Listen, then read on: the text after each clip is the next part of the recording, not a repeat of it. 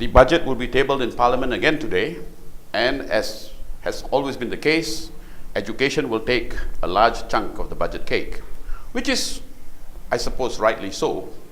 Education of our children must be the priority of the government, not just education, but quality education. News reports of late, though, suggest all is not well. Some are even saying that the entire education system is practically in the toilet bowl. My guest in the studio today, I hope, will shed some light on this. On my immediate left, Dr. Azmi Sharong. In the middle, Dr. Lee Hock An. And at the far end, Dr. S. Ramakrishnan. Gentlemen, welcome to Agree to Disagree. Now, let me start with a caveat, a warning perhaps. Anything you say on this program may, regardless of your intentions, be regarded as seditious and used against you in a court of law or otherwise. Okay, you're warned. Take note. Let's proceed. Azmi, Hock An, help me understand this.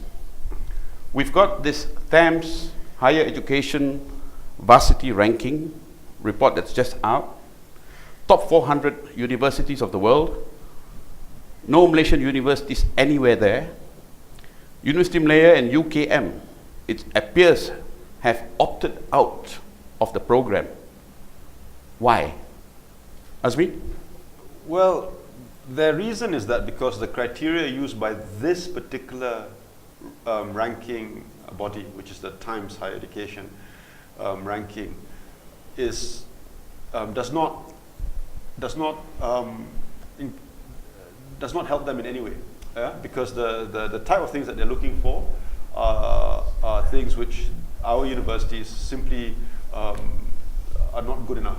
Are you saying, therefore, that this whole ranking exercise really is irrelevant, that we know better than the ranking body? No.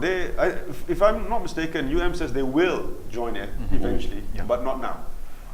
Because they are being ranked by QS, for example. So there are many different ranking institutions. Times Higher Education is just one of them. There's QS, and then there's another one, the Shanghai Jiao Tong one, which is even tougher because that one requires Nobel Prize winners, for you to be ranked, and as one of the criteria. So that's ostensibly the reason, because they're saying that the criteria used is simply just too tough for us. Therefore, we're putting it on hold now until we can come up to that standard. Too tough for us. Hold on, let me get you in on this. I read somewhere that one of the reasons proffered was that they had inadequate resources to be competing with other more established, longer established universities. Now, number one, doesn't seem to jive because National University of Singapore, which is probably about the same age of University of Malaya, is ranked 20th. And as I said earlier, the education is given the biggest chunk of the budget allocation. So that reason doesn't seem to jive. What's your take on that? Yeah, I mean, there's, I agree with the reasons that you had given. There are some other younger universities, that are competing there. I think what is really lacking, where we have really, lost the plot, is the absence of any vision, any discussion about what makes a good university. Right now, if my sense from being in University Malaya is our mission is, and the purpose of a university is to climb up the QS rankings. Right. And that dictates everything. But if you look at the universities that are top ranked across the board, you find that many names are recurring. So obviously there are some things about being an excellent university that would apply across the rankings. Right. I think we are at the stage where it's quite a game. Okay, there is some benefit, right? You want to be ranked, you want to see where you stand, and as a result, there's also been more emphasis and resources, funding for research. So wouldn't say it's completely, waste. But I think where we have really went astray is to let this QS, one particular ranking, dictate things. And I think we're asking for trouble. For instance, okay, you want to internationalize because it's very important for QS. It would be important for all the rest. But right now the message is you must internationalize because of QS. So we go and promote all of that. But we don't make the conditions right to really make this place attractive for foreign students and for foreign academics. Right. So we you have all this ambition here, and I think the model of leadership that seems to be striving for is that we just set a very high target and then we pressurize the system until we get those results. But have we considered the possible perils here, where you put all your eggs into this QS basket and then you say, okay, now that we've achieved what we top 100 in QS, okay, now we can focus on times higher education. Well, what if we want to move up times higher education? It means that we have to reallocate our resources from the things that were going in towards bumping our QS ranking. And there's going to be some of these, Hold on, I'm going to ask you to hold your thought there because I want to bring Rama in on this. Rama, you've heard Azmi and Hok On. Yes. Now, I want to just quickly share with you this excerpt from the Malaysia Education Blueprint 2013 to 2025. Aspiration number 1, for Malaysia to be in the top third of countries in terms of performance in international assessments as measured by outcomes in the trends in international mathematics and science study and program for international study assessment within 15 years. Now you've heard Azmi, you've heard Hok An. What's your take? I think the government, even though they express this is their wish, but in terms of their action, I think they are not aiming towards that. They have their other political considerations. They want to please their vote bank. So they want to achieve in terms of form. Like for example, we are always looking for how many A's. We are not looking at how competent the students are. So the focus is not making them more knowledgeable, more informed, more creative. It is how many A's you get. So form rather than substance. Yes, the focus is all about the form and nothing about substance. And when they achieve the form, they go to town with the form and they are very pleased. And only when some foreign agency point out the lack, they start thinking. Azmi, Hok An, you want to respond to that? Yeah, that's true. But I want to go back to the point about places like Singapore. Singapore only has 3 universities. For the longest time, they only had 1. So all the resources was in that 1 university. Also, they had a very strict system of meritocracy.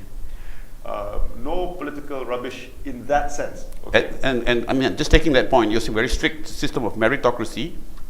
Over here? Well, we haven't been meritocratic since when? Since the 1970s. So would you say that that's a very critical factor? All right. Yeah, carry on. Because the type of staff that you get will depend on whether they feel that they can progress purely on their work. So the Singaporeans set a very, very high standard very early on. They had a very clear idea of what they wanted. Now, of course, their social sciences suck because you can have a Singaporean lawyer talking about human rights around the world, but not Singapore. Okay, so there are things like that but generally speaking. Okay, so someone like me, I can't get a job there, despite my brilliance, right? I'm not good enough. They can't afford you. But so that's one thing. And also related to that, how many universities do we have here? We open universities as if we are opening Kedai Runcit. All right. It's a present. Oh, you vote for us, we open a university. Where are you going to get the resources for these universities? So what, are we looking at a problem of numbers but lacking in serious quality?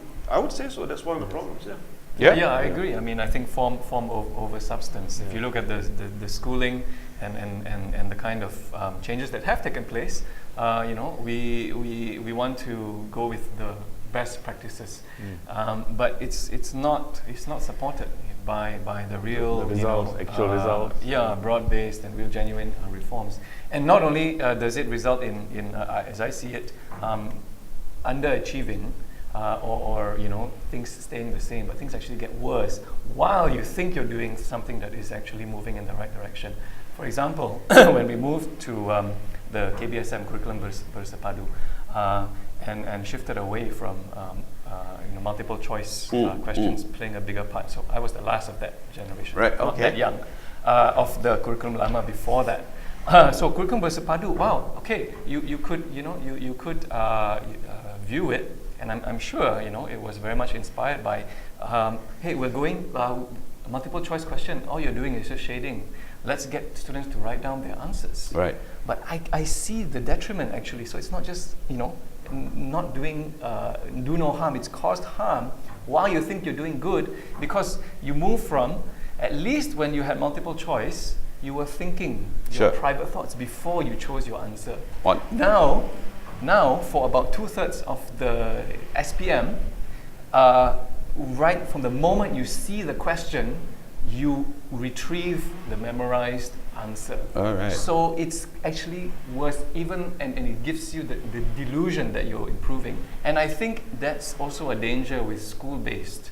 Now they're shifting towards being more school-based. The government needs to decide in the first place, do they really want it? Because they're saying that they're going to do it, and then the forecast results for SPM, now they say cannot. That is school-based. So you want to do school-based, and then you go and, you go and you trash it just months after you announce that you're going to go towards school-based. But you want the form of school-based, but the teachers are not empowered.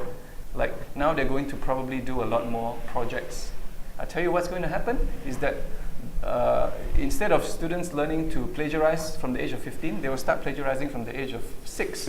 Because I think our system is just not equipped. You want to give them projects, but then you don't really teach them how to think and construct their own arguments. You talked about the system. I want to come to that, my next point. But before I get to go to my next point, very quickly, people are suggesting that our universities are opting out of the ranking, the TAMS ranking, because they are afraid of where they would fall. Quickly, yes or no, before I move to the next point? Yes, lah. Yes? Yes. No, but before we move on, I must say something. Okay, nothing seditious, please. No. This is all to defend Islam. Islam is being defended. My show. When you're talking about rankings, everybody's got it wrong. Because look, all the people who complain about our graduates and our quality of university, what are they complaining about? You tell me, what is it that irritates you about our university? The product that comes off the assembly line isn't up to expectation. All right, seriously, do you think if we do, what do you think we need to improve with that? Better teachers, correct? Well, if you ask me, I think the problem starts right from the formative years. You guys are probably receiving and being asked to, Granted, but okay, having said that, also, if you look at all the Malaysian students who go overseas and study, when they come back, how come they seem to be a bit more independent? The universities can make a difference, even though the Standard 1 to Form 6 is rubbish. Okay, universities can make a difference. So if you change things in the university, what kind of things are people complaining about? Oh, no academic freedom. Our students are treated like sheep, etc., etc., etc. If we improve all that, will our rankings improve? It won't improve because the rankings don't care about those things. Okay. So we, the people who complain about our universities and then say, oh, our ranking somehow is a reflection of how bad our universities are. No, the problems in our universities have nothing to do with the criteria of the rankings, and that's what everybody has to take into consideration. Sum up what you're saying. We've got serious problems in the universities, but it's totally unrelated to how we might be ranked anyway. Okay, point well taken. Now, Hok An, you were talking about systems. Now, I want to refer to this report, the PISA program. It's program for the assessment of international students. This report came out in April. The program commenced in 2012. It was to assess 15-year-old students in undertaking creative problem resolution. Now, I found this alarming because out of 44 nations, Malaysia is ranked 39. And the suggestion therefore is our educational syllabus system, the entire gamut, does not prepare our children for later years in critical thinking to problem solve. Can you share with us, Hok An, your thoughts on this? Yeah, I mean, I think that's damning, and I have at the same time have to say that I'm not surprised. That is the most critical deficiency in the system. I mean, we're not doing very well in the maths and science either, but even worse in terms of creative problem solving. So and that's what is permeating and all the discussion so far.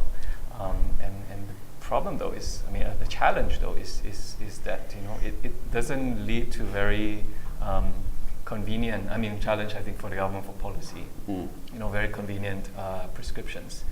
Because it's I mean, you can do, and I think Singapore has done very well. What I am hearing more from just private conversations, but a Malaysian who separated from, whose family, whose two sons are in Singapore, and it's not they didn't aim for a top school or anything. They just a public school that they could enter. But from that primary schooling age, they're doing group work. Teachers are really leaning in to see what's going on in their discussions, helping them to do problem solving, and so I think these are both pedagogy, but also there needs to be some commitment that there's a different ethos of education that needs to take place. I want to get Rama. Rama, Yes. what's your take on this? What should we take from this report? See, one thing is we must realize that despite all the, as you said earlier, the high level of allocation year after year, but in terms of results, we are zero. That means all are waste. So we have to learn from it. But what is sad to note is, despite years of pointing out the lacking and the deficiency, the same mistakes are being made again and again. So it looks like we are changing, but in substance we are not changing at all. But Okay. the form wise we are happy and changing. You say the same mistakes are being made again. For What example, what are those mistakes? Okay, see, our education, we had a very good form of education in those days, in the 60s and 70s. So from good we are becoming bad and worse. It's not that from nowhere we are trying to become good, Okay. So we are leaving the good values, right? What were our strength? We are letting go, and we know what are the strength we let go, but we pretend as though we don't know, or that's not important for us. There are other consideration. For example, one of the reason pointed out why our education system is not creative, innovative is lack of freedom in the schools and the school management. Everybody knows, but still it's very rigidly controlled, right from the minister out. Everything is centralized. All decisions are centralized. So what will happen? Everybody want to comply. So the whole focus is complying. Everybody want to be on the right side. Nobody want to be creative and and get into the wrong side. So it's all about compliance and getting it right, not about new thinking, creative thinking. That is not at all evaluated. It's not permitted. Not permitted, not allowed. And if at all you do it, you get sedition sack. That's how it is. It's almost as if they've got a signboard outside the university entrance. Please leave your critical thoughts outside before you enter. Azmi? Well, not in my faculty lah, but Okay. I don't know about economics. But your faculty is based outside the campus. we're on the periphery. No, all right. But what are your thoughts? I mean, I'm looking at this report and I'm thinking, Singapore came out tops. I know. Ministers are saying, please stop comparing Malaysia with Singapore. But you can't help it. They were part of us until 65, and they seem to be light years ahead of us. Yeah, what how about other places like Thailand, Indonesia? Well, there are some reports that suggest that Vietnam is ahead of us. Well, there you go. So we don't have to compare ourselves to Singapore. We can compare ourselves to Vietnam. Okay, but I suppose I'm trying to make sense of this. Our children, it appears, are not being equipped to creatively problem solve. Yes. All right.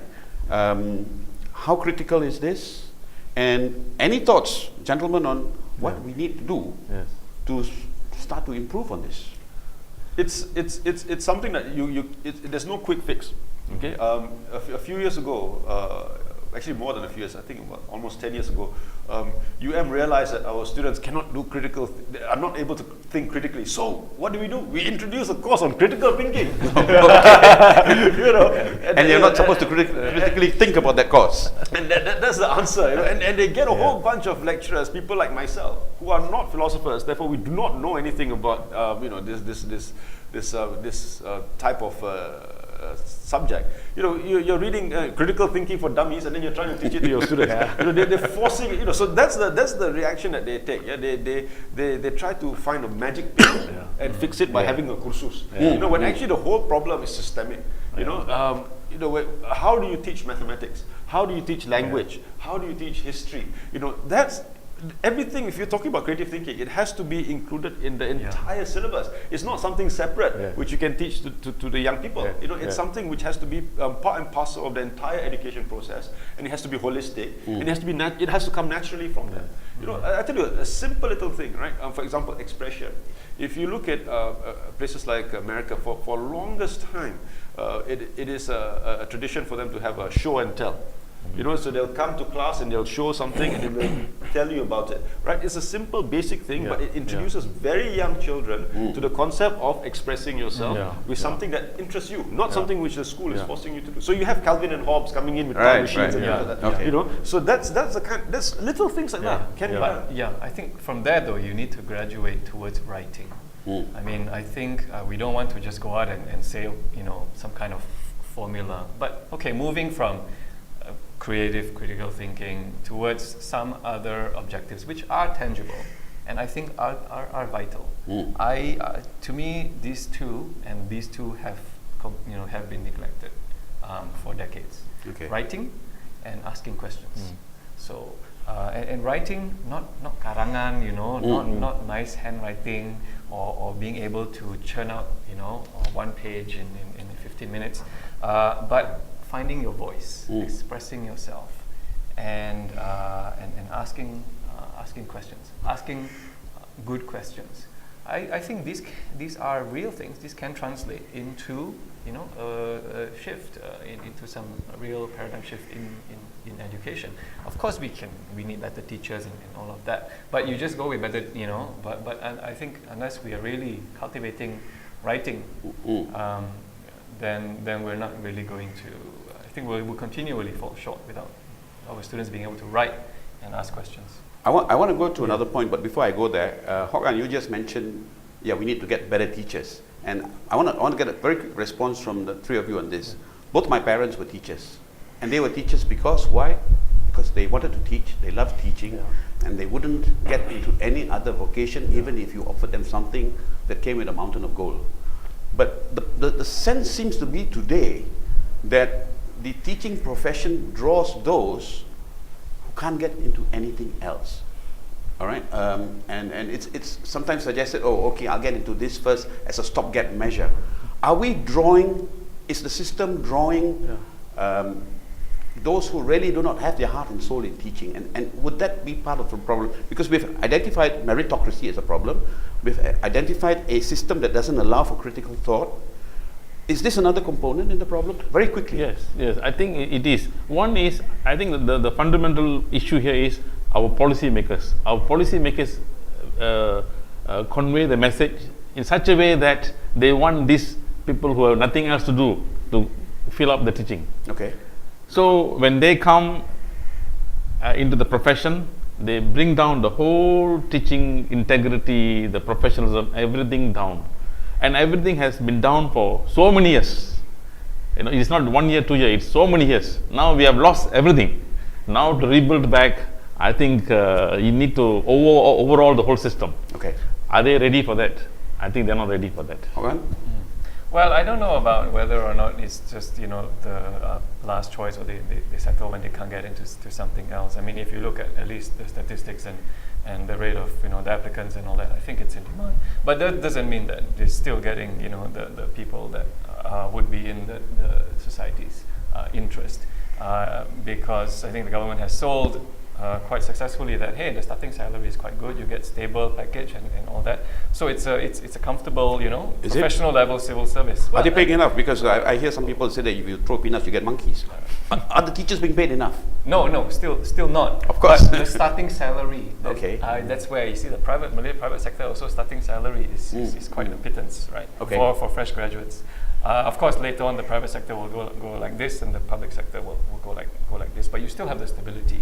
So I mean, I think it does have that kind of draw, and they can still say that, look, we're going to be more selective based on grades, but still, it's not the people that that are going to foster critical thinking, creative thinking. We need people, you know, a bit more slightly rebellious, have a bit of questioning mind, to be the teachers. Okay. The political system needs to let go. I'm going to have to stop with that. Azmi, I'm going to have to skip that one on you because we're running out of time. This is an important point I want to take with you all. I was researching this and I came across this report on the 25th of March 2014 in the Malaysian Insider. And the heading is, Low Quality Malaysian Education More Alarming Than Household Debt, says World Bank economist. And that's Mr. Frederico Gil Sanda. He says the poor quality of Malaysia's education system is more worrying than the level of debt in its household. And on the next page, this is what he says. Malaysians should be alarmed that their children were doing worse in school than children in Vietnam, a country that is poorer than Malaysia. Now, is this alarmist? Is this an unfair assessment of the quality of education in this country? Gentlemen, very quickly, Azmi. Well, if you look at... Very quickly. Okay. I would say it's not unfair. I think it's not alarmist. Because if you look at what's happening now with our young people who graduate from institutions of higher learning, there's not only a high incidence of unemployment, there's also a very high incidence of underemployment. That is to say, your job does not correspond with your qualification. Right. Why is this? Maybe it's because the qualification is simply not good enough. You know, and this would mean that you're going to have a whole generation of people, or several generations of people, who are going to be frustrated and who are, and whose future would seem, not as bright, despite the fact that they went through this process. So what does that mean? The process is flawed. Okay, fair. As we say, it's fair assessment. Yeah. Yes, I think I think from him being an economist, it's also having the perspective of innovation and all that, which I think in a broad sense I would agree with. So who's going to innovate? Machines are not going to innovate. It's going to be the people, and I think it's quite bleak. Yeah. Rama, yes, is it more worrying than our household debt, the state of education? I think so. I think so. It's more worrying because, see, the nation only can develop with the people, the high educated, very informed people. And the system is not producing that. So where are we going to go? This Vision 2020, can we achieve Vision 2020 with this underachieving and underperforming school system? Right. I think that's the main focus what is arriving at. With this kind of school system, we are not going to go there. Gentlemen, we're going to have to leave this here for the time being. I wish we had more time because I've thoroughly enjoyed this discussion. Hope you guys will come back again to Rakyat Times. That's all the time we have for today. You've heard their views, you've heard mine. We won't always agree, but that's fine. We'll agree to disagree. Till next time, I'm Haris Ibrahim.